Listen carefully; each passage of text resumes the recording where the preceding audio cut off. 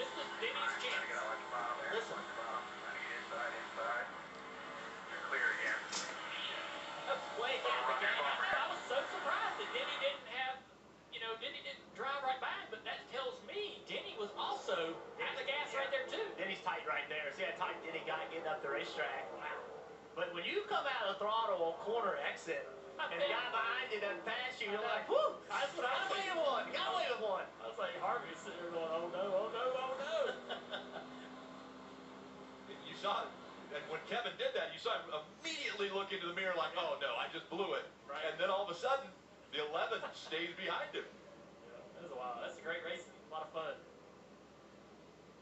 And so Kevin is going to head to the flag stand to grab that checkered flag once again. Pit crew, awesome job. Checkered flag moment brought to you by Advanced Auto Parts.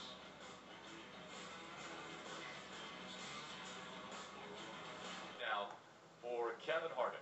Kelly. And it was nearly a perfect weekend. Just one stage win missing out of the 6 for Kevin Harvick to have swept the entire thing. Picks up his 6th win of the season. I mean, Kevin, one of your competitors told me racing against you here is kind of like showing up to a gunfight holding a knife in your hand. But Denny Hamlin found a way to compete with you there at the end. How big of a challenge was that? It was a big challenge. Our Busch Light Apple Ford Mustang got really tight there in 3 and 4. I could run really good through 1 and 2 still, but I was just tight on that other end all day. So just got to thank all my guys. They did a great job all weekend on pit road. Great pit calls. Just got to thank Haas Automation, Mobile One, Hunt Brothers, Jimmy John's, Fields. I know Noah, you're watching at home. Everybody who helps put this number 4 car on the track, and everybody at Stewart Haas Racing and Roush Yates Engines for awesome power underneath the hood this weekend. You kind of notched another bit on your resume here. You become the first driver to win back-to-back Cup races on back-to-back days since Richard Petty did it back in '71. You've done a lot of cool things, but is that kind of cool to notch your name in a record book like that?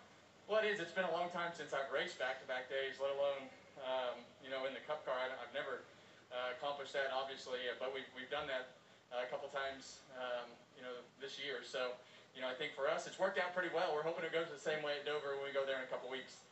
We mentioned 6 wins down the season. Your crew chief, Rodney Childers, told me that this team is firing on all cylinders from top to bottom. There is not a single aspect of it that isn't working at top level. What's it like to be the driver in that type of an organization?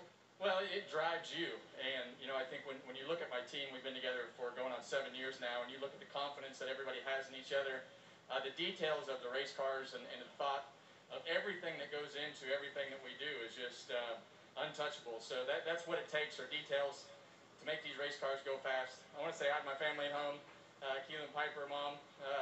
See you kids in the morning. A weekend sweep here in Michigan for Kevin Harvick. Thank you, Kelly. We take a look at the standings. Now, just 4 races remain until the playoffs will begin. 6 wins.